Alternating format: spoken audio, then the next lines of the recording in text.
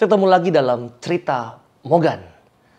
Teman-teman kasih, khususnya hari ini kita akan belajar tentang bagaimana melihat penderitaan. Maka tema judul besar dalam cerita Mogan kali ini adalah belajar menderita. Sejak kecil kita diajarkan untuk menjadi juara. Kita diminta untuk melakukan yang terbaik di dalam segala hal. Sistem sekolah mendukung juga hal itu. Sistem ekonomi kapitalisme Indonesia juga sejalan dengan hal itu. Namun kita tak pernah diajarkan untuk yang namanya kalah. Kita tidak pernah diajarkan untuk menderita. Padahal dalam hidup orang tak selalu bisa menang dan juga senang.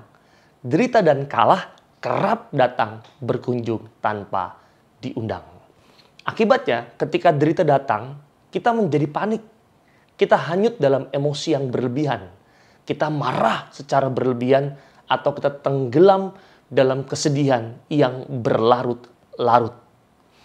Ajaran yang salah. Di hadapan emosi kuat, biasanya ada dua cara yang diajarkan masyarakat. Pertama, kita perlu mengekspresikannya. Ini berbahaya karena bisa melukai orang lain. Yang kedua, kita menekannya atau mencari pelarian. Ini juga berbahaya. Karena kita menyelesaikan masalah dan memendam emosi kuat juga merusak yang namanya kesehatan. Juga ketika kalah, kita sulit menerima.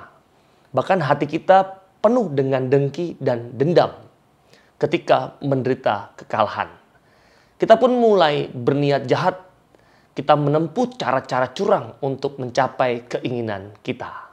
Maka kita perlu untuk belajar untuk kalah. Kita perlu belajar untuk menderita. Ini merupakan salah satu hal penting di dalam menjalani hidup. Tanpa kemampuan untuk menderita, hidup justru akan terasa amat berat. Belajar untuk menderita. Teman-teman, ada 6 hal yang penting untuk diperhatikan. Yang pertama, semua penderitaan lahir dari pikiran. Emosi juga adalah sebentuk pikiran, namun dengan energi yang lebih kuat. Ketika pikiran muncul, cukup diamati dengan tenang. Jangan menilai, menolak, atau mengejar pikiran. Cukup amati dengan tenang dan juga lembut. Pikiran itu sementara sifatnya. Ia tidak memiliki bentuk yang kokoh. Ia seperti pelangi. Pikiran ada namun transparan dan juga sementara. Ketika kita mengamatinya, pikiran akan muncul dan akan segera pergi. Itu yang pertama. Yang kedua, pikiran berubah. Namun kesadaran tidaklah berubah. Kesadaran ini bersifat kosong, namun sepenuhnya hidup. Ia adalah sang pengamat di dalam diri. Ia berada sebagai latar belakang dari semua pengalaman kita. Kesadaran ini adalah diri kita yang alami, yang sejati. Kita perlu mengenalinya. Lalu kita perlu berada bersama kesadaran sesering mungkin menyadari kesadaran. Pikiran dan emosi tidak akan mengganggu kita. Mereka datang dan pergi dengan leluasa. Yang ketiga, kita perlu belajar dari filsafat Stoa tentang amor fati, yakni menerima segala yang terjadi dengan lapang dada. Apapun yang terjadi, itu sudah merupakan jalan kita. Tuhan atau semesta yang menghendakinya. Kita perlu menerimanya dengan lapang dada dan melakukan apa yang kita bisa untuk menanggapinya. Yang keempat, kita juga perlu sadar bahwa hidup ini sementara. Kematian bisa menjemput setiap saat. Inilah yang disebut sebagai memento mori. Yakni mengingat terus bahwa kita akan mati. Dengan kesadaran akan kematian ini, hidup kita jadi berharga dari saat ke saat. Tak ada waktu yang dibuang percuma untuk marah, dendam, atau sedih yang berlarut-larut. Yang kelima, Simon Sinek, pemikir asal Amerika Serikat, punya pandangan menarik tentang kehidupan. Baginya, hidup itu adalah permainan tak terbatas. Kadang kita kalah, kadang kita menang, Kadang kita bahagia, terkadang juga kita menderita. Itu semua tak menjadi masalah. Kita hanya perlu melakukan yang terbaik setiap saatnya. Kita hanya perlu mengenali jati diri kita yang asli dan berusaha sebaik mungkin atas apa yang kita lakukan.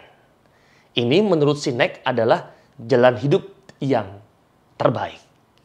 Keenam, para master Vajrayana dari aliran Buddha Tibet berulang kali mengingatkan dari kacamata absolut. Tak ada yang kalah dan tak ada yang menang dalam hidup ini. Tak ada yang bahagia, tak ada yang menderita. Kita hanya perlu melihat hidup ini dari kacamata absolut tersebut. Artinya, teman-teman terkasih, kita mengambil peran sebagai pengamat yang netral. Di hadapan kita ada kehidupan dengan segala warnanya. Itu semua seperti tarian.